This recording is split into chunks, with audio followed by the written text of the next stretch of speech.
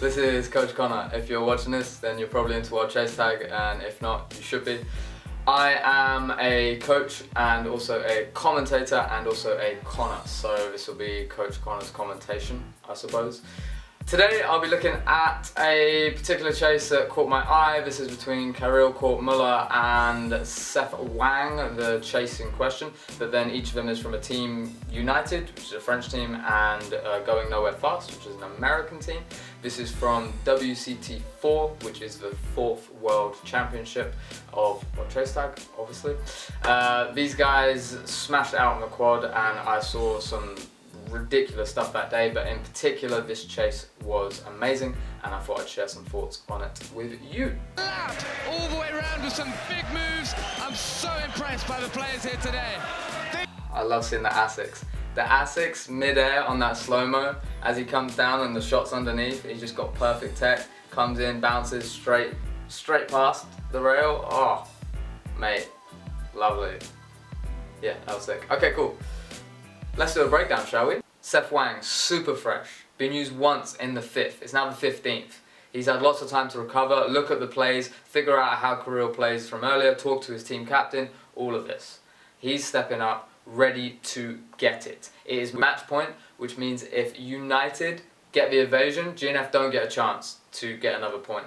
The buzzer goes off and Wang is straight towards Caryl. Unfortunately for him, Caryl is using tactics where he's not in one place. He started in the tilted cube, but as soon as the buzzer goes off, he's actually taken a jump over to the mountain to reverse herd his chaser. He's managed to make Seth change his decision, come through the EQ of the mountain, an unpredictable route that the chaser wasn't expecting, and then as he's coming through the mountain, it's given Caryl the opportunity to get back around the tilted cube and use that as his high EQ to get a block, to get cover from the chaser. What Caryl's probably not expecting is someone like Seth Wang to be able to pass straight through a high EQ obstacle like his liquid metal. It doesn't exist. He's just straight through, penguin slides his way to almost get a spike at the tilted cube, which from earlier, like you saw, Caryl has a bit of a bad history with that. He got spiked trying to get this same run in earlier by Sid of the same team, and now he's like, alright, I've got a chance, I've reverse herded well, I've got this cover, he's coming round, he's ready to double Kong straight as well as he can, and as he's setting up for the straight double Kong, he sees out of the corner of his eye this anomaly, and he's had to step into the double Kong over to the side before he's able to get it. This is a really hard move, like double Kongs don't happen that often in World Chase Tag. As he lands the double Kong, he gets a quick set of eyes. He needs to make sure he knows where his opponent is to be able to plan his route and to be able to adapt appropriately. This is something I drill into people all the time when I coach them World Chase Tag. Eyes, eyes, eyes. We need to be able to see what's happening to the evader or chaser respectively, because if you do not know where the opponent is, you cannot adapt. You cannot use the skills you have. All your tactics go to garbage unless you know where they are. Himself some space. Round the front line he goes. Under the ridge. Seth Wang hunting him down. Over the mountain. Caryl. This was something that I've seen loads of people try and practice, but I've never seen anyone pull off in a competitive setting. This is a world first, and he's able to get the acceleration up the ramp, stride across the mountain gap, and then use that acceleration to make not just the tilted cube, but the top of the tilted cube. Actually do the precision to the rail and recover from it, and still have the speed left over afterwards. Now look, I think it's slower. Like, all things considered, I think if you drop through the tilted cube, you probably have more traction because of the aforementioned air control we talked about earlier. Like, when you're on the ground, you can change direction easier, you can accelerate quicker, you're just falling if you're in the air. But he made a decision at the loading bay, and he completely full power gassed himself up the mountain ramp. He's got all that momentum. He's practiced this thing before.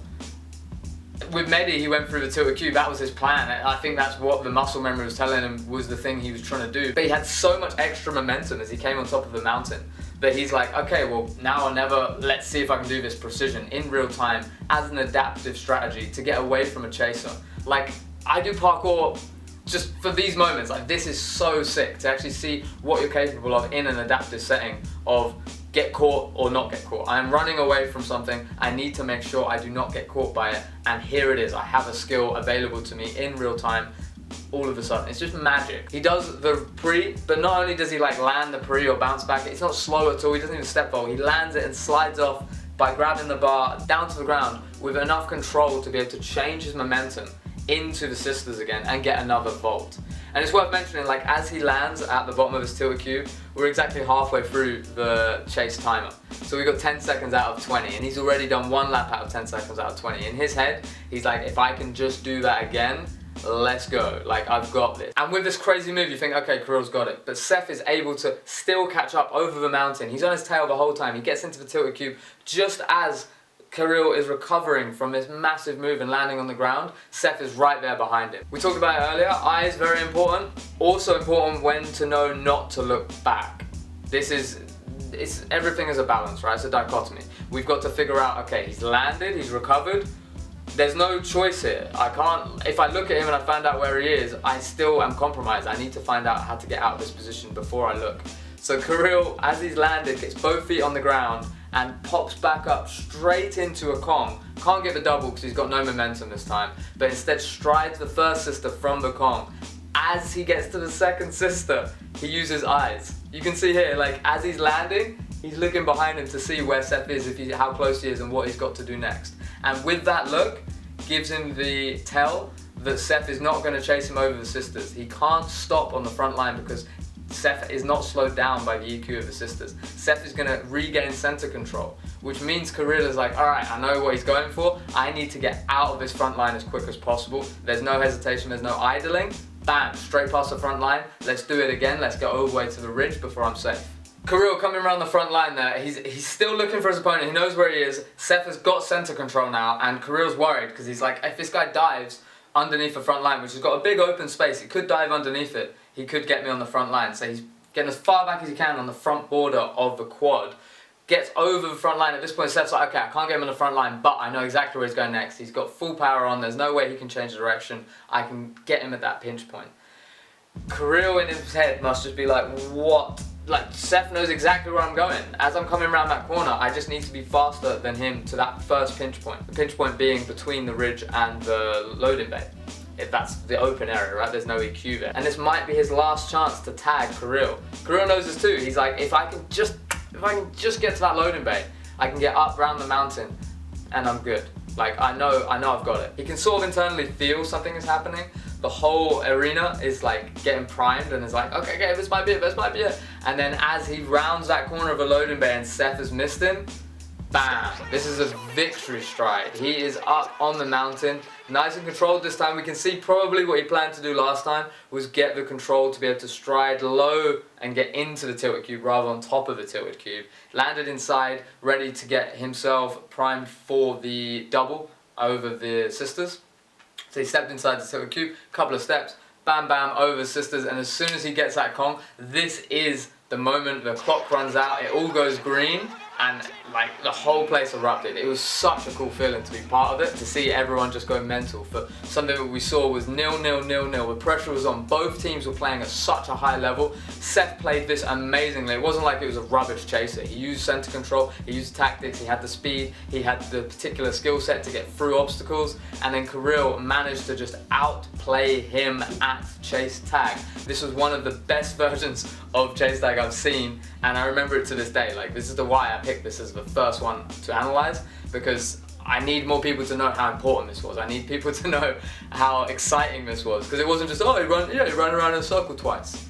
He did not run around in a circle twice. He checked where his opponent was continually. He decided not to check where his opponent was when he needed to. He had the ridiculous athleticism to be able to do a running pre during a competition that he hadn't planned for. He recovered from that running pre into a Kong stride and checked eyes on the second stride. The whole way through was just a mental chase. Honestly, like, this was it. And I'm really excited to see what happens next and to see Caryl come back and play in future matches. As you can see, I mean, the whole place was crazy. Like, United were over the moon. And to this day, like, these guys are the world champions. They've been the world champions since WCT 4. There hasn't been a WCT 5 yet. And that means United are the reigning world champions of this sport, and Caryl got them there. A guy that wasn't even meant to be on the team. He was part of Blacklist to begin with.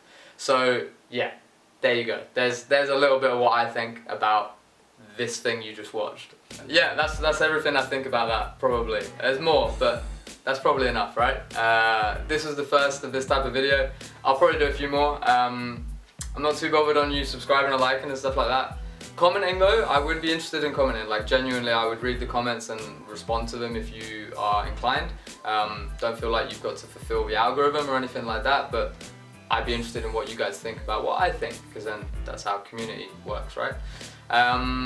Yeah, looking forward to the next WCT. If you want to subscribe to anything, I can't promise you there'll be videos in the future here, but World Chase Tag are working round the clock to found and create this sport, and I've got a lot of respect and time for those guys, so please go over to World Chase Tag and like check out as much as you can on them. Some of these chases are insane. This is a good one. This is not the only good one. There are hundreds of sick chases up for grabs. It's just down for you to do the digging if you enjoy it. But anyway, that's it from me. I've been whatever I called myself at the beginning, and yeah, peace.